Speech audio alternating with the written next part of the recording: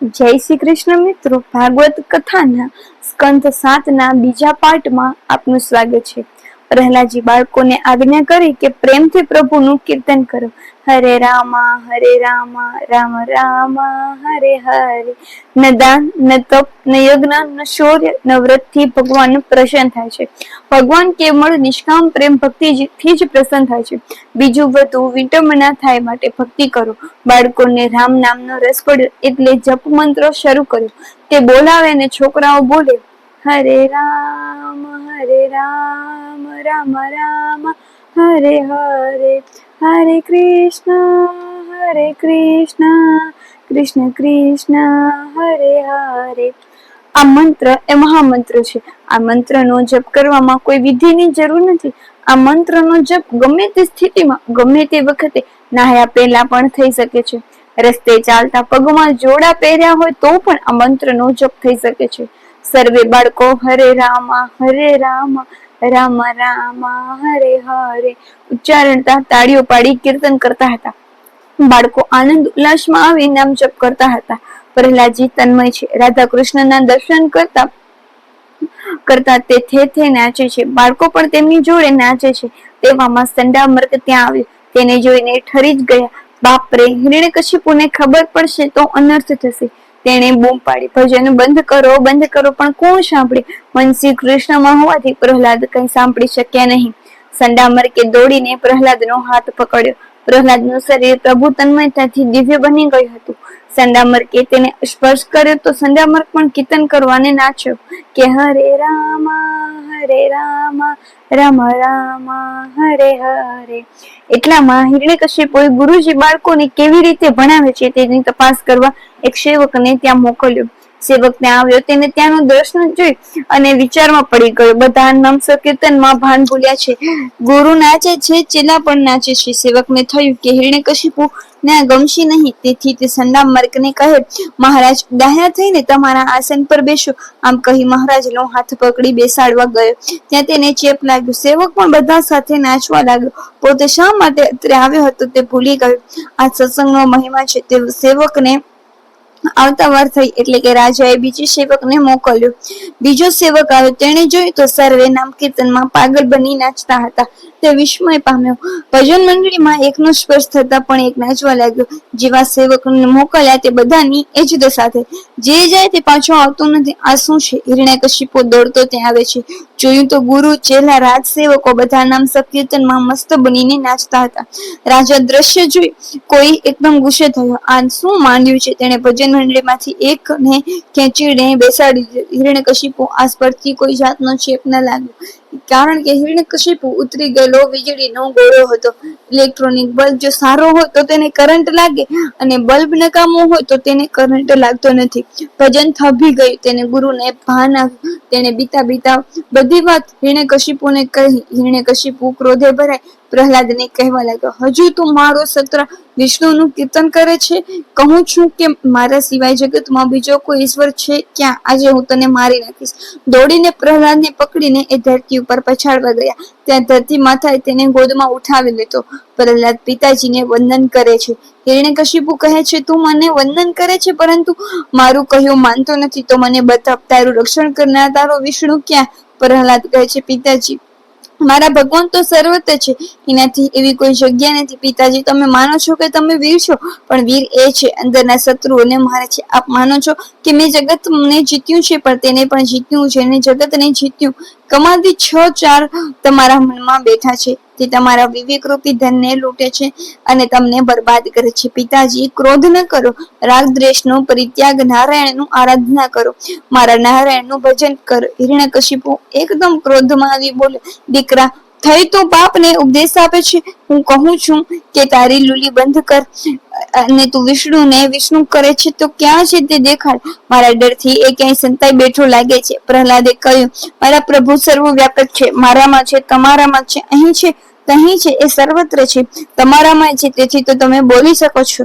હિરણ્યકશિપુએ કહ્યું, સર્વત્ર છે તો શું આ થાંભલામાં પણ તારો વિષ્ણુ છે તો એમ કેમ દેખાતો નથી? પ્રહલાદે જવાબ આપ્યો છે, જી હા, મારા ભગવાન આ થાંભલામાં પણ છે. તમારી આંખમાં ક્રોધ છે તેથી તે દેખાના જ નથી. હિરણ્યકશિપુ જનૂનમાં આવી કહે છે, હું થાંભલો તોડી નાખીશ, તેમાં વિષ્ણુ હશે તો મારી નાખશે. પ્રહલાદે કહેતા કહી દીધું કે થાંભલામાં ભગવાન છે, પણ તેને થોડી શંકા થઈ, આ સ્તંભમાં ભગવાન કેવી રીતે વિરાજતા હશે. પરંતુ જ્યાં સ્તંભ સાથે કાન ધર્યા તેણે કહ્યું, ગુરુ ગુરુ. અવાજ અંદરથી આવતો સાંભળ્યો. પ્રહલાદને ખાતરી થઈ કે મારા ભગવાન આમાં છે. પ્રહલાદે થાંભલાને કહ્યું, મારા પ્રભુ કઈ બાજી પડ્યો. હિરણ્યકશિપુ ગુસ્સામાંથી પાગલ બની કહેવા લાગ્યો, ક્યાં છે, બતાવ, મારો દુશ્મન ક્યાં છે. પ્રહલાદ કહે છે, આ સ્તંભમાં મારા નારાયણ વિરાજેલા છે. અતિ ક્રોધમાં હિરણ્યકશિપુએ થાંભલા ઉપર જોરથી મુષ્ટિ પ્રહાર કર્યો. ત્યાં તુરંત જ તેમણે હિરણ્યકશિપુને ખેંચી પોતાની પકડ લઈ અને ગોદમાં નાખી ઉમરા વચ્ચે બેઠા. પછી કહે, બોલ, અત્યારે દિવસ છે કે રાત? આ પૃથ્વી છે કે આકાશ? મારું શસ્ત્ર છે, આ કહે, બોલ, અત્યારે મારો નખ એ જળ છે કે ચેતન? હું ઘરમાં છું કે બહાર? ઋષિ ભગવાન મહાભયંકર ગુરુ ગુરુ એવો અવાજ કરતા થાંભલામાંથી પ્રગટ થયા. આમ કહી તેણે હિરણ્યકશિપુને નખથી ચીરી નાખ્યો. બ્રહ્માજીના અપૂર્વ વરદાનનું પાલન થયું ને છતાં તે મર્યો. ભગવાન મારે તેને કોઈ બચાવી શકે નહીં. બોલો ઋષિ ભગવાન કી જય. મનુષ્યના દુઃખનું કારણ દેહાભિમાન છે. શરીર એ ઘર છે. શરીર ઘરની અંદર જીવે છે, ઉંબરો છે. તે અંદર ન કહેવાય કે ન બહાર કહેવાય. અભિમાનને મારવા હોય તો જીવ ઉપર ઠાકોરજીનું નામ રાખો. પોતાના ભક્તો પ્રહલાદનું વચન સત્ય કરવા અને પોતાની સર્વ વ્યાપકતા સિદ્ધ કરવા ભગવાન આજે વૈશાખ સુદ 14 ના રોજ કાષ્ઠના સ્તંભમાંથી નૃસિંહ રૂપે પ્રગટ થયા છે. કહે છે કે પંજાબના મુલતાન શહેરમાં હિરણ્યકશિપુની રાજધાની હતી. ત્યાં નૃસિંહ સ્વામીનું પ્રાગટ્ય થયું હતું. આજે પંજાબના લોકો પોતાની નામની પાછળ સિંહ લગાડે છે. તેઓ સિંહ જેવા બળવાન છે. પંજાબના લોકો આજે પણ શક્તિશાળી છે. ગુજરાતના લોકો તો બકરી જેવા થવા લાગ્યા છે. ભૂસું ખાઈ ઉપર ચા પીવે, તેનામાં શક્તિ ક્યાંથી આવે? પંજાબના લોકો દૂધ લસ્સીનો ઉપયોગ કરે છે. ગુજરાતના યુવાનોને કહો કે બશીર દૂધ છે, પી જા તો કહેશે કે મને ઝાડા થઈ જાય. બશીર દૂધ ન પચાવી શકે તે દેશની સેવા શું કરવાનો હતો? માટે બળવાન બનો. આ આત્મા શક્તિહીન પુરુષોની પ્રાપ્તમાં કરી શકાતો નથી. આત્મા દર્શન પણ બાળવાનો માટે છે. નૃસિંહ ભગવાન ગુરુ ગુરુ અવાજ કરે છે. એ બતાવે છે કે ગુરુ વગર ભગવાનના દર્શન થતા નથી. દરેક સાધન કરો, વિવેક, વૈરાગ્ય વગેરે કેળવો, બીજા પણ ગુણ હોય, પરંતુ જ્યાં સુધી ગુરુની સંતની કૃપા થતી નથી ત્યાં સુધી હંમેશા માટે મન શુદ્ધ થતું નથી.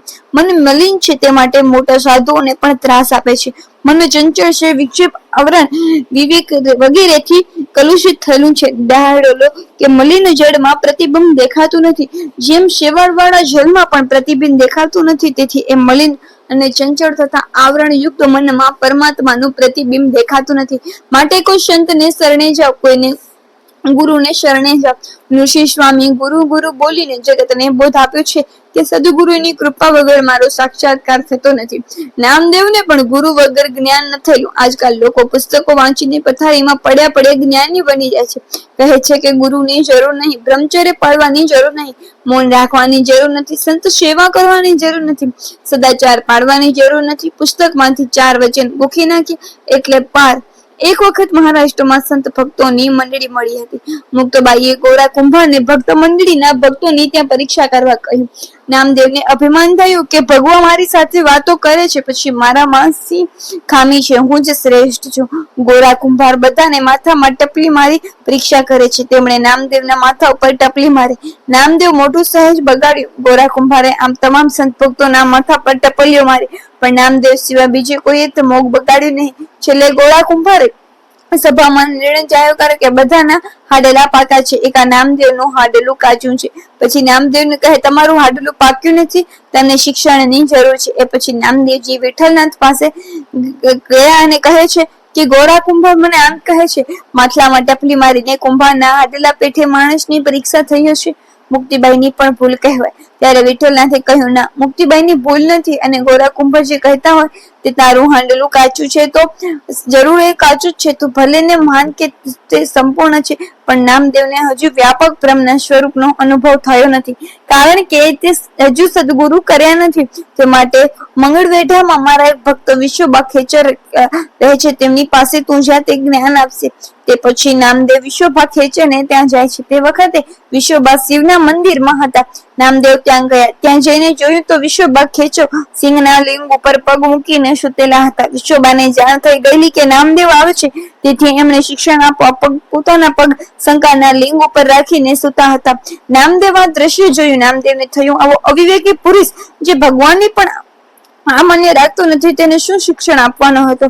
નામદેવે વિશ્વબાને તેમના પગ શિવલિંગ ઉપરથી લઈ લેવા કહ્યું. ત્યારે વિશ્વબા ખેચર કહે છે કે તું જ મારા પર શિવલિંગ ઉપરથી ઉઠાવીને એવી કોઈ જગ્યાએ મૂક કે જ્યાં શંકર ન હોય. નામદેવ જ્યાં પગ મૂકવા જાય ત્યાં શિવલિંગ પ્રગટે. આખું મંદિર શિવલિંગ થી ભરાઈ ગયું. ચારે બાજુ શિવજી. નામદેવને આશ્ચર્ય થયું કે આ શું? એટલે વિશ્વબાએ નામદેવને કહ્યું, ગોરા કાકાએ કહ્યું કે તારી હાંડલી હજુ કાચી છે, તે સાચું છે. તને હજુ સર્વ જગ્યાએ ઈશ્વર દેખાતા નથી. ઈશ્વર વિશ્વમાં સર્વ જગ્યાએ સૂક્ષ્મ રીતે રહેલા છે. ઈશ્વરને તું સર્વમાં નિહાળ.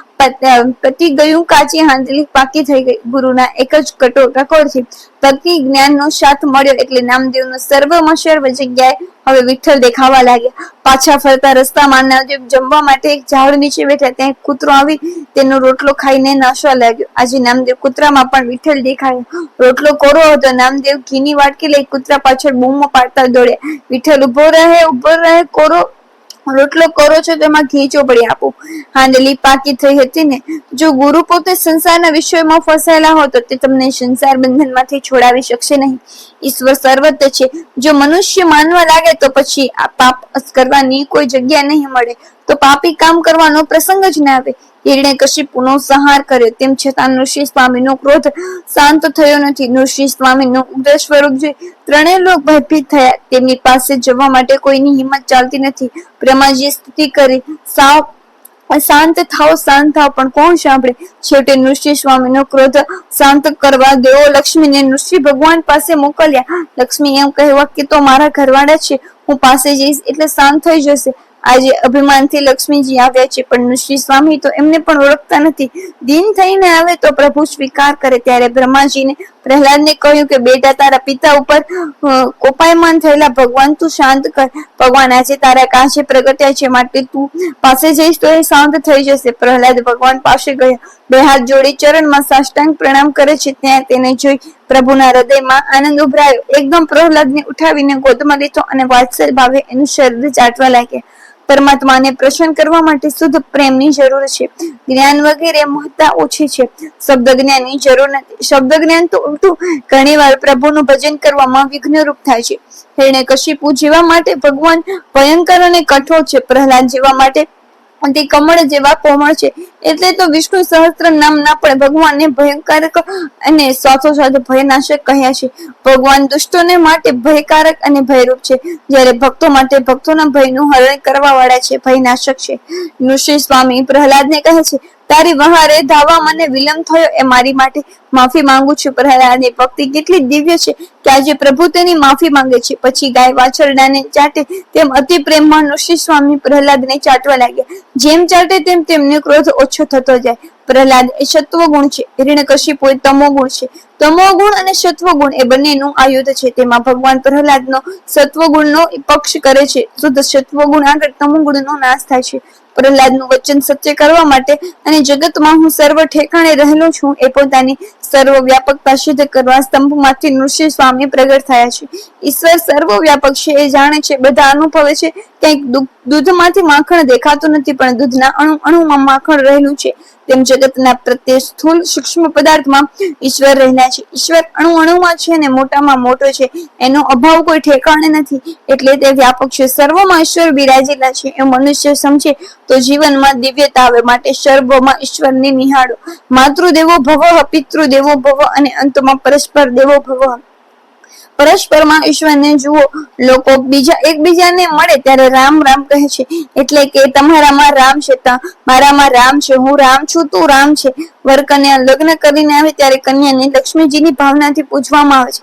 કન્યા એ લક્ષ્મીનો, વર એ નારાયણ. આજે મારા ઘેર લક્ષ્મી નારાયણ આવે છે. આ ભાવ કાયમના માટે ટકે તો ઘર વૈકુંઠ બની જાય. પરંતુ ઈશ્વર સર્વ વ્યાપક છે. સર્વમાં છે એ જાણવાથી વિશેષ લાભ નથી, પણ ઈશ્વર સર્વમાં છે એમ જાણી તે પ્રમાણે વ્યવહાર કરવો જોઈએ. ભગવાનને ચંદન પુષ્પ અર્પણ કર્યા તેટલી જ કઈ ભક્તિ નથી. ભક્તિ એટલે શું? સર્વમાં ભગવત ભાવ રાખવો એ ભક્તિ છે. મૂર્તિમાં જેવો ભગવત ભાવ રાખો છો તેવો સર્વત્ર રાખો. ઈશ્વર સર્વમાં બિરાજેલા છે એવો જ અનુભવ કરે છે. તેનું જીવન ધન્ય છે. નિશ્ચય કરો કે મારે પ્રત્યે વ્યવહારને ભક્તિમય બનાવવો છે. શુદ્ધ વ્યવહારનો ભક્તિ રહે છે. જેના વ્યવહારમાં દંભ છે, અભિમાન છે અને ભક્તિમાં આનંદ આવતો નથી, વ્યવહારની શુદ્ધિ ઈશ્વર સર્વમાં છે તેવો અનુભવ કર્યા વગર થશે નહીં. હું જે કરું છું તે બધું ઠાકોરજી જુએ છે એમ માનો. કોઈ પણ વ્યવહાર એવો નથી કે જેમાં બોધ ન હોય. ધંધો કરવો એ કઈ ગુનો નથી. સેના ભગત હજામત કરવાનું કામ કરતા એક દિવસ તેમને વિચાર થયો કે હું લોકોના માથાના ભાર ઉતારું છું, પણ મારા માથાનો ભાર મેં ઉતાર્યો નથી. દરેક મહાપુરુષને પોતાને ધંધામાંથી જ્ઞાન મળ્યું છે. મહાભારતમાં એવા દાખલા છે કે મહાજ્ઞાની બ્રાહ્મણ પુરુષ પણ વૈશ્યના ઘેર સત્સંગ કરવા જતા. જાંજલી ઋષિ મહાન જ્ઞાની હતા. તેને પોતાના જ્ઞાનનું અભિમાન થયું. ત્યાં આકાશવાણી સંભળાય કે તમે દુલાધાર વૈશ્યને મળો. જાંજલી ઋષિ દુલાધાર વૈશ્યને ઘેર ગયા, તેની પાસેથી જ્ઞાન લીધું. ઋષિ દુલાધારને પૂછ્યું, આવું જ્ઞાન તમે કોણે આપ્યું? દુલાધારે કહ્યું કે મારો ધંધો એ મારો ગુરુ છે. ત્રાજવાની દાંડી સાથે મારી બુદ્ધિ અને મનને સરળ રાખ્યા છે. એવું ન માનો કે ભક્તિ મંદિરમાં જ થઈ શકે છે. ભક્તિ સર્વત્ર થઈ શકે છે. ઈશ્વર દેવી ભક્તિ ન થાય, અલગ ન થાય, એનો વ્યવહાર કરે તો તેનો પ્રત્યેક વ્યવહાર ભક્તિ છે. ગ્રાહકમાં ઈશ્વર છે હું વેપારી સમજી તો વેપાર એ પણ ભક્તિ જ છે. વ્યાજબી નફો લેવો એ વેશ્યનો ધર્મ છે. ગ્રાહકમાં ઈશ્વર રહેલો તે ભૂલી જાય, તેથી વેપાર પાપરૂપ થયો છે. કેટલાક તો દુકાનોમાં વિરાજેલા ઠાકોરજીને રૂબરૂમાં પાપ કરે છે. 5નો માલ તમને 25માં અને કહે કે પડતર ભાવે આપું છું. મનુષ્ય શરીરથી પાપ કરે તે સમજ જોઈ શકે છે, પણ મનથી પાપ કરે છે તે માત્ર ઈશ્વર જ જોઈ શકે છે. તેથી મન કરેલું પાપ એ મોટામાં મોટું પાપ છે, કારણ કે ઈશ્વર સમક્ષ થાય છે. બિલકુલ પાપ ન કરે એ મહાપુણ્યશાળી છે. ઈશ્વર જળ અને ચેતનથી લૌકિક દ્રષ્ટિથી પૃથ્વી જળ જેવી લાગે છે, પણ જળમાં પણ ઈશ્વરની ભાવના કરવાની છે. એક મહાત્માના 2 શિષ્યો હતા. ખૂબ ભણેલા, તે કથા કરવા ન હોશિયાર. મહાત્માને લાગ્યું કે મારો દેહ પડ્યા પછી આ 2 શિષ્યો ગાદી માટે ઝઘડશે, માટે ગાદીનો નિર્ણય અત્યારે જ કરી નાખો. આમ વિચારે કરી તેમણે 2 ફળ માંગ્યા. પછી બંને શિષ્યો એક ફળ આપી દીધું ને કોઈ તેમને ફળ ખાતા જુએ જ નહીં એવી જગ્યાએ આ ફળ ખાજો. એકે વિચાર્યું કે ઓરડો બંધ કરીને ફળ ખાઈશ. બંધ ઓરડામાં કોણ જોવાનું છે?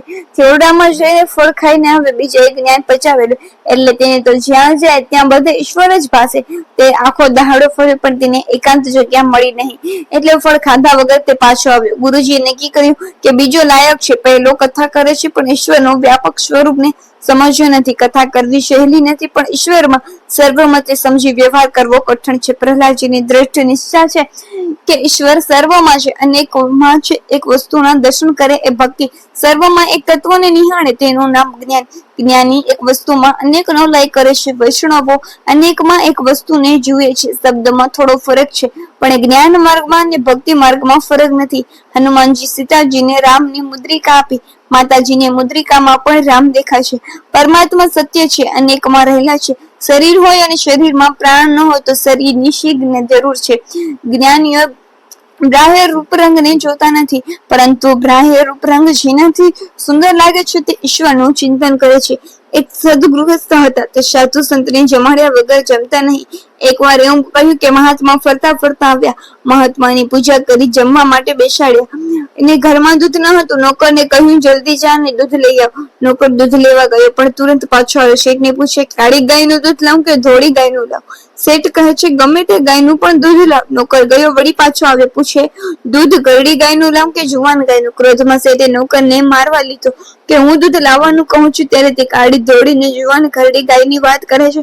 પણ આપણે બધા આ શેઠ જેવા છીએ. દૂધ એટલે કે આપણને પરમાત્માની જરૂર છે, એને ખોજ તેમની વાત કરવાની છે. તેને બદલે આપણે આડી અવળી વાતો કરી છે. શંકર સ્વામી દુઃખથી કહે છે લોકો માંસની મીમાંસા કરે છે, આત્માની મીમાંસા કોઈ કરતું નથી. જગતમાં કોઈ મૂર્ખ નથી, બધા ઈશ્વરના અંશ છે. જે બીજાને મૂર્ખ અને પોતે જ મૂર્ખ છે. આપણે ત્યાં પશુની પૂજા થાય છે. કૂતરો ભૈરવનાથનું વાહન, ઉંદર ગણપતિનું વાહન છે. ઈશ્વર ચૈતન્ય રૂપ સર્વમાં છે. તેઓ અનુભવ કરવાની આદત પાડો. ઈશ્વર સર્વત્ર છે એ વાત સાચી, પરંતુ ગુરુ આંખ ના આપે ત્યાં સુધી તેના દર્શન થતા નથી. બુદ્ધિ ઉપર વિશ્વાસ રાખવો નહીં. કોઈ સંતને ગુરુ માની આધીન રહેજો. કોઈ પણ સંતનું સ્મરણ કે જે તમને પાપ કરતા અટકાવે તેને આધીન રહેજો. ગુરુ કર્યા વગર રહેશો નહીં, પણ ગુરુ કરતા પહેલા વિચાર કરજો કે તેને ગુરુ બનાવવા માંગુ છું તે લાયક છે કે નહીં. પાણી ગાળીને પીવું ને ગુરુ જાણીને કરો. જગતમાં કોઈ મહાપુરુષમાં શ્રદ્ધા ન થતી હોય તો પ્રાચીન મહાત્માને ગુરુ માની રહેજો. મહાપુરુષો અમર છે, વલ્લભાચાર્ય અમર છે. ગુરુમાની એની સેવા કરો અને આધીન રહેજો.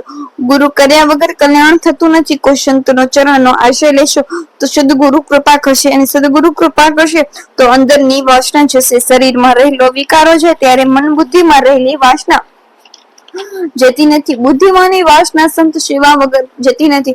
મન ઉપર સત્સંગ સેવાના અંકુશ રાખો. બુદ્ધિને કોઈ સંતના ચરણમાં રાખો. જગતમાં અનેક સંતો છે, આપવા કલ્યાણ કરવાની તેની જવાબદારી છે. ચટપટ કોઈને ગુરુ કરી લેવા એ કોઈ ગુરુ થવા સારું નથી. ગુરુ થવાથી ચેલાના પાપની જવાબદારી ગુરુ ઉપર આવે છે. ચેલાના પાપ ઇન્સાફ કરતી વખતે તેના ગુરુને બોલાવી પૂછવામાં આવે છે કે ચેલાનું પાપ તે કેમ છોડાવ્યું નહીં, તેને શન માર્ગે કેમ વાળ્યું નહીં. ચેલાને સાથે ગુરુને ફટકા પડે છે. ઋષિ સ્વામીનું પ્રાગટ્ય સ્તંભમાંથી થયું. વિચાર કરો, તે સ્તંભમાં કેવી રીતે રહ્યો હશે? થાંભલો પોલો તો નથી. ઠાકોરજી અંદર કેવી રીતે બેઠા હશે? પરમાત્મા સૂક્ષ્મ રૂપ થાંભલા ન હતા, પરંતુ પ્રહલાદની ભક્તિથી સૂક્ષ્મમાંથી તે સ્થૂળ થયા. પ્રહલાદનો પ્રેમ એવો કે સૂક્ષ્મ સ્વરૂપ સ્થૂળ બનીને બહાર આવવું. અતિશય પ્રેમ વગર પ્રભુ પોતાનું સ્વરૂપ બતાવતા નથી. પ્રહલાદજીનો પ્રેમ એવો હતો કે નિરાકારમાંથી ભગવાન આકાર બન્યા છે. બુદ્ધિ સૂક્ષ્મ ન થાય ત્યાં સુધી તે બુદ્ધિ ઈશ્વરનું ચિંતન કરતી નથી. પરમાત્મા પ્રેમને લીધે આકાર ધારણ કરે છે. પરમાત્મા સગુણ નિર્ગુણ બને. નિર્ગુણ સગુણ તત્વ દ્રષ્ટિથી એક જ છે. નિર્ગુણ જ સગુણ બને છે. જે સ્થૂળ છે તે સૂક્ષ્મ રૂપ પણ છે, તે કોમળ પણ છે અને કઠણ પણ છે. ઈશ્વરમાં આ બધા ધર્મો કાયમાયાથી ભાષે છે અને વેદાંતિઓ માટે માને છે. વૈષ્ણવ આચાર્ય માને છે કે વિરુદ્ધ ધર્માશ્રય પરમાત્મા છે. જે નૃસિંહ સ્વામી હિરણ્યકશિપુ માટે કઠોર હતા, તે જ પ્રહલાદ ગોદમાં આવ્યા ત્યારે કોમળ થઈ ગયા. જ્ઞાની પુરુષો સર્વમાં ભગવત દ્રષ્ટિ રાખે છે. દ્રશ્ય પદાર્થમાંથી દ્રષ્ટિને હટાવી દ્રષ્ટા દ્રષ્ટિને સ્થિર કરો. દ્રશ્યમાંથી દ્રષ્ટિને હટાવો અને સર્વને જોનારો સર્વમાં સાક્ષી પરમાત્મા સ્વરૂપમાં દ્રષ્ટિ સ્થિર કરો. એક મહાત્મા હતા, તેમને બધે ઈશ્વરનું સ્વરૂપ દેખાયું.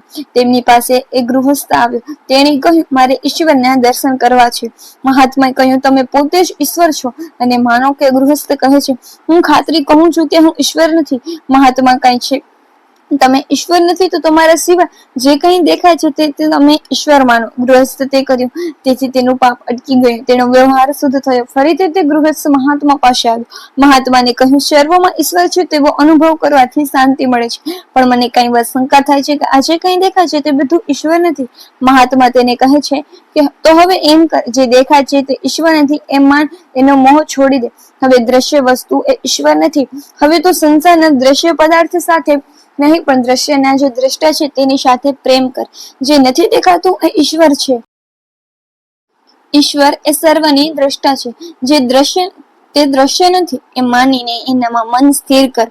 સર્વના દ્રષ્ટામાં જે સ્થિર કરે તેને ભગવાન મળે છે. જે સર્વેનો દ્રષ્ટા છે, જે સર્વેનો સાક્ષી છે, તેને કોણ સહેલાથી જાણી શકે? જેને પૂર્ણ વૈરાગ્ય ન હોય તેને જ્ઞાનનો અનુભવ થતો નથી. માટે આપણા જેવા માટે ભક્તિ માર્ગ સાચો છે.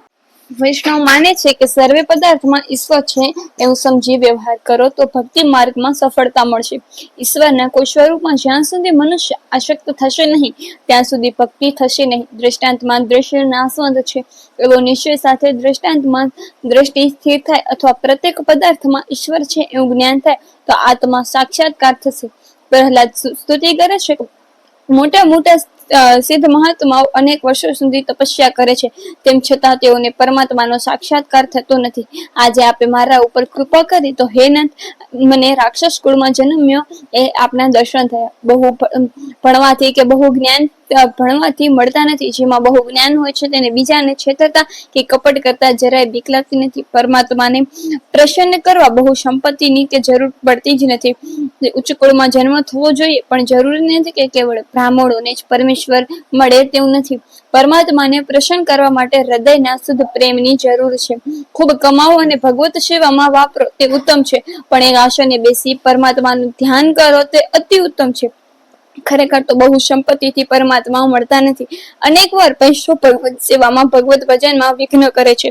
બહુ ભણેલા કૃતકો કરે છે અને કહે છે કે પહેલા ચમત્કાર બતાવો, પછી તમારા ઠાકોરજીને નમસ્કાર કરો. પણ ભાઈ, તારા નમસ્કાર લેવાની ઠાકોરજીની ગરજ નથી. ઈશ્વરને કોઈની જરૂર નથી. તમને ઈશ્વરની જરૂર હોય તો ખૂબ શ્રદ્ધાથી સેવા અને સ્મરણ કરો, પછી તે ચમત્કાર બતાવે છે. ઈશ્વરની સેવા સ્મરણ કરો, પછી જુઓ કે કેવું પરિવર્તન થાય છે. પહેલા ચમત્કાર, પછી નમસ્કાર એ વ્યવહારનો કાયદો છે. જાદુગરને પૈસાની જરૂર છે એટલે કે ચમત્કાર બતાવે છે. ભગવાન એવું કરતા નથી. ઈશ્વરને ત્યાં તો પહેલા નમસ્કાર ને પછી જ ચમત્કાર. ચમત્કાર વિના નમસ્કાર એ માનવતા છે. ચમત્કાર પછી નમસ્કાર એ અભિમાન છે. આ જગત એક ચમત્કાર છે. ફૂલમાં સુગંધ કેવી રીતે ભરી છે અને ચમત્કાર છે.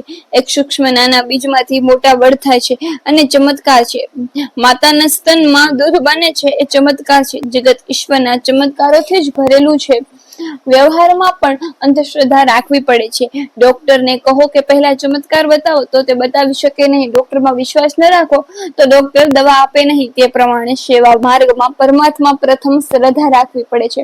બહુ ભણેલા હૃદયમાં આવા કુર્તકો થાય છે કે ભગવાન ક્યાં આરોગ્ય છે, ઓછું કેમ થતું નથી. ઠાકોરજી તો ભાવ જોઈ પ્રસન્ન થાય છે. ઠાકોરજીને ભોગ ધરાવો ત્યારે તેમાંથી રસસાર ખેંચી લે છે. પરમાત્મા રસ ભોગતા છે. ખરેખર ઠાકોરજી આરોગવા લાગે તો કળિયુગમાં કોઈ ભોગ વધારે કે નહીં તે શંકા છે.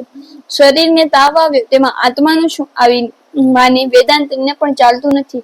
વેદાંતીને પણ જો તાવ આવ્યો હોય તો દવા, ઉપવાસ વગેરેની જરૂર પડે.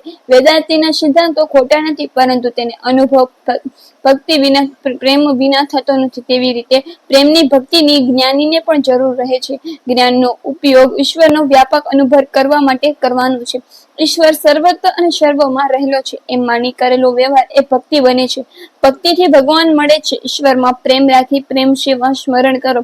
જો ભક્તિ ન હોય તો જ્ઞાનીમાં જ્ઞાન અને તપસ્યાની કિંમત નથી. રામદાસ સ્વામી દાસબોધમાં કહ્યું છે કે વ્યવહાર ન આવડે તો પરમાર્થ શું આવડવાનું. જેનો વ્યવહાર અતિ શુદ્ધ હોય તે પરમાર્થ બરાબર કરી શકે છે. જેનો વ્યવહાર શુદ્ધ નથી તે ભક્તિ કેવી રીતે કરી શકવાનું. પ્રભુ મિલન માટે જેને આતુરતા નથી એવો બ્રાહ્મણ એ બ્રાહ્મણ નથી. પણ જો હીન જાતિને પ્રભુ મિલન માટે આતુરતા હોય તો તે બ્રાહ્મણ કરતા પણ શ્રેષ્ઠ છે. સર્વ સાધનનું ફળ છે શ્રી કૃષ્ણ પ્રેમ. જે સાધન કરતા પ્રભુ પ્રેમ ન જાગે તે સાધનની કઈ કિંમત નથી. પરમાત્માને પ્રસન્ન કરવાના બે સાધનો છે, સેવા અને સ્મરણ. આ બે સાધનોની ભગવાન અવશ્ય મળે છે. બીજા કશાની જરૂર નથી. દક્ષિણા આપવાથી પૈસાનો સદુપયોગ થશે પણ પુણ્ય મળશે નહીં. પુણ્ય માટે તો તમારે જાતે જ સેવા અને સ્મરણ જપ કરવા પડશે. પરમાત્માને પ્રસન્ન કરવાનું સાધન પ્રેમ છે. સેવા પૂજામાં ધન મુખ્ય નથી, મન મુખ્ય છે, સ્નેહ મુખ્ય છે. શ્રી ગુસાઈજી મહારાજની રપર વૈષ્ણવોની વાર્તામાં પદ્માના ભાષ્યની કથા આવે છે. તેઓ ગરીબ હતા, તેથી ઠાકોરજી ચણાના ફોતરા ધરાવે છે. ઠાકોરજી ચણાના ફોતરાથી પ્રેમથી આરોગે છે. ભગવાનને જોતા નથી કે મને શું આપે છે, ફક્ત એટલું જ જુએ છે કે કેવા ભાવથી આપે છે. સેવા સ્મરણથી ભગવાન સેવકને આધીન બને છે. એકનાથ મહારાજ આખો દિવસ પ્રભુ સેવા અને ભજન કરતા. સેવાના અવૃત શ્રમથી તેઓ થાકી જતા. તેમની આવી ઉદાન ભક્તિ જોઈ ઈશ્વરને પણ તેમના ઉપર દયા આવી. મારો ભક્ત મારા માટે કેટલા શ્રમ ઉઠાવે છે, ચાલ હું જઈને તેને કાર્યમાં મદદ કરું, તેનો શ્રમ ઓછો કરો. ભગવાન બ્રાહ્મણનું રૂપ ધરીને એકનાથને ત્યાં આવ્યા. આવીને કહે, ભાઈ મને તારે ત્યાં નોકર રાખશો? એકનાથ કહે છે, મારે ક્યાં નોકરની જરૂર છે, હું તો માત્ર પ્રભુની સેવા કરું છું. ભગવાન કહે છે, હું તમને ઠાકોરજીની સેવા પૂજનમાં મદદ કરીશ. એકનાથ કહે છે, ભલે તારી ઈચ્છા છે તો રહે. ભગવાન એકનાથને ત્યાં 12 વર્ષ આ પ્રમાણે નોકર થઈને રહ્યા. જેને ચંદન લગાડવાનું છે એ પોતે જ ચંદન ઘસે છે. તુલસીદાસ ચંદન ઘસે, તિલક કરે. રઘુવીરને બદલે આજે રઘુવીર ચંદન ઘસે, તિલક કરે રઘુવીર. એવો ખેલ થયો છે. આ છે ભક્તિનો મહિમા. રૂક્ષ્મણીજી સેવાથી ઈશ્વરને કેવા વશ કરેલા, પ્રસન્ન કરેલા કે તેને એક તુલસીનું પાન મૂક્યું અને ભગવાન તોડાઈ ગયા. સત્યભામા એક દિવસ અભિમાન થયું, ભગવાનની સૌથી માનીતી તો હું એક જ. દિવસ નારદજી ત્યાં આવી ચડ્યા. સત્યભામાએ નારદજીને કહ્યું, મને આવા પતિ જન્મો જન્મ મળે તેવો ઉપાય બતાવો. નારદજીએ કહ્યું, જે વસ્તુમાં તમે આ જન્મજાન દાન કરો તે વસ્તુ તમને આવતા જન્મમાં મળે. તમારે કૃષ્ણ ભગવાન આવતા જન્મમાં પણ પતિ તરીકે જોઈતા હોય તો તમે કૃષ્ણ ભગવાનનું દાન કરો. સત્યભામા શ્રી કૃષ્ણનું દાન કરવા તૈયાર થયા, પણ આવું દાન લે કોણ? અંતે નારદજી પણ દાન લેવા તૈયાર થયા. સંકલ્પ કરી સત્યભામાએ શ્રી કૃષ્ણનું દાન નારદજીને કરી દીધું. શ્રી કૃષ્ણ દાનમાં મળે એટલે નારદ તો કૃષ્ણને લઈને ચાલવા લાગ્યા. એ જો સત્યભામાએ બૂમ પાડી, એ મારા પતિને ક્યાં લઈ જાઓ છો? નારદજી કહ્યું, તમે ઝોપડા સંકલ્પ કરીને તમારા પતિનું મને દાન કરી દીધું એટલે હવે તમારો હક નહીં. મેં તમારા થયા, દાનમાં આપેલી વસ્તુ જેને આપો એને થાય. સત્યભામાને ભૂલ સમજાઈ. તેમણે કૃષ્ણને નારદજી પાસેથી પાછા માંગ્યા, પણ નારદે ચોખ્ખી ના શુવાડી. આ વાતની જાણ બીજી રાણીઓને થઈ. તેઓ બધી દોડતી આવી, એક રૂકમણી ના આવ્યા. બધી મહારાણીઓ નારદજીને વિનવે છે કે અમારા શ્રી કૃષ્ણ અમને પાછા આપો. ત્યારે નારદજી તેઓને કહે છે, શ્રી કૃષ્ણ એ તો સત્યભામાએ મને દાનમાં આપ્યા છે, એટલે એ મારા થયા. પણ જો તમે શ્રી કૃષ્ણના બરોબર 100 મને આપો તો હું તમને પરત આપવા તૈયાર છું. દાનમાં લીધેલી વસ્તુ મફતમાં પાછી લેવાય નહીં, તેનું મૂલ્ય આપવું પડે. સત્યભામા કહે, હું મૂલ્ય આપવા તૈયાર છું. તે વિચાર કરે છે કે ભગવાનનું વજન થઈને કેટલું થવાનું છે. ઘડીકમાં તેને દાગીનાનો ઢગલો કરી દીધો. અહીં આ પાઠ પૂર્ણ થાય છે. જય શ્રી કૃષ્ણ.